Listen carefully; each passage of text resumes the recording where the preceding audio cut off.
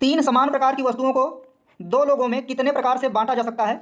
इस प्रश्न को देखिए दो तरीके से हल करेंगे। पहला होगा बेसिक तरीका समझने का, और इसके बाद हम बताएंगे कि इसका शॉर्टकट कैसे बनता है और कैसे प्रश्नों को आराम से हल करना है। तो यहाँ पर देखिए जो वस्तुएं हम मान लेते हैं वह समान प्रकार की हैं, तो वस्तुओं को हम एक्स से शो कर देते हैं। ए एक्स जो है 3 बार लिखा गया, मतलब ये तीनों वस्तुएं हो गई। अब दो लोगों में देखिए बांटना है, तो मान लेते हैं यहाँ पर हो गया पहला व्यक्ति और ये हो गया दूसरा व्यक्ति। अब यहाँ पर देखिए जब कोई शर्त ना दी जाए तो आप जो है या तो सभी वस्तुओं को पहले व्यक्ति को दे सकते हैं और दूसरे को कुछ नहीं देना है, या तो आप दूसरे को तीनों दे दीजिए, पहले को मत दीजिए, या तो पहले को 2 दीजिए, दूसरे को 1 दीजिए। ऐसे करके आप बांट सकते हैं। तो यहाँ पर देखिए सबसे नॉर्मल प्रश्न है, इसके बाद जो अलग अलग कंडीशन होगी वहाँ भी प्रश्नों को हम बताने का प्रयास करेंगे।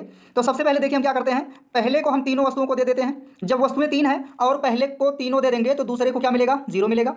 अब देखिए दूसरा तरीका क्या है कि आप जो है पहले को 2 दे दीजिए तो दूसरे को कितना देंगे, केवल 1 दे देंगे, यानी यहाँ x मिलेगा केवल। यदि आप पहले को केवल x देंगे तो दूसरे को कितना देना पड़ेगा, 2 देना पड़ेगा।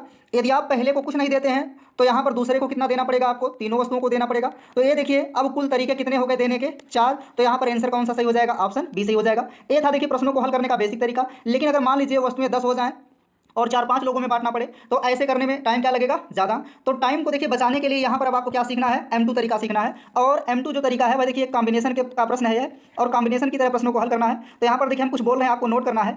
यदि देखिए n समान प्रकार की वस्तुओं को, फिर से सुनिएगा एक बार, यदि n समान प्रकार की वस्तुओं को r लोगों में बांटा जाता है तो यहाँ पर देखिए बांटने का कुल तरीका जो होता है, बांटने का जो टोटल तरीका होता है वह होता है r-1 + n, CN होता है। एक बार फिर से आप लोग सुन लीजिए, यदि n वस्तुओं को r लोगों में बांटना है और वस्तुएं कैसी हैं, समान है, तो यहाँ पर देखिए टोटल तरीका होता है r-1 प्लस क्या होता है, n, और CN होता है। अब इसी शॉर्टकट से आप क्या करेंगे, आप प्रश्नों को हल करेंगे।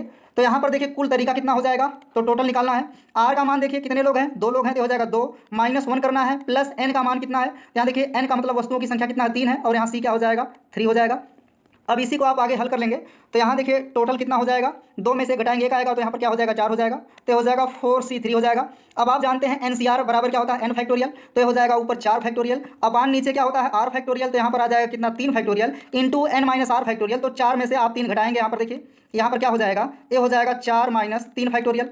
आगे हल करेंगे तो देखिए क्या हो जाएगा, 4 फैक्टोरियल को लिखा जा सकता है 4 गुणे कितना, 3 फैक्टोरियल, और नीचे का देखिए मान क्या हो जाएगा, 3 फैक्टोरियल इंटू 4 में से 3 यहाँ जो घटा लेंगे कितना आएगा, 1 फैक्टोरियल आएगा। 1 फैक्टोरियल का मान देखिए क्या होता है, 1 ही होता है। अब यहाँ 3 फैक्टोरियल से 3 फैक्टोरियल कट जाएगा तो यहाँ टोटल तरीका कितना आ जाएगा, 4। इसलिए यहाँ पर देखिए आंसर ऑप्शन बी सही हो जाएगा, जो कि पहले ही